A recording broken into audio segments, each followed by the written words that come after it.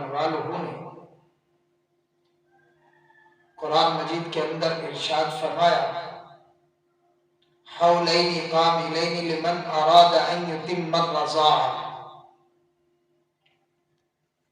اولاد ایک ایسی چیز ہے کہ جس کی تربیت کے لیے اللہ نے شروع سے ایک نظام بنایا ہے۔ انسان سوچتے ہیں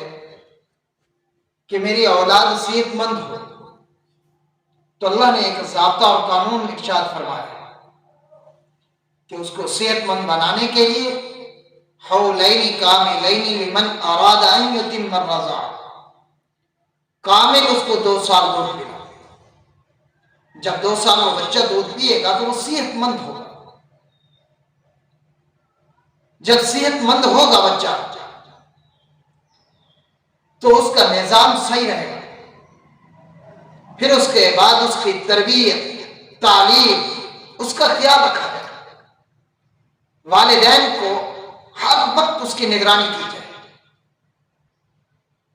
ایسا ضروری نہیں ہے کہ بچے پر بچہ آتا ہے کہ ہر سال میں 6 مہینے کے بعد بچہ ہو، بلکہ حکم یہ ہے کہ 2 سال جب تم دودھ پلاؤ گے تو اس کے بعد 1 سال حمل کا آئے گا، 3 سال کا وقفہ ہوگا۔ یہ شرعی وقفہ ہے۔ تو میں عرض کر رہا تھا تو اللہ جل جلالہ نے اس تربیت کے بارے میں، جب یہ تربیت یافتہ بچہ ہوگا تو بڑھاپے میں ایک سہارا بنے گا، اور قرآن کا حکم یہی ہے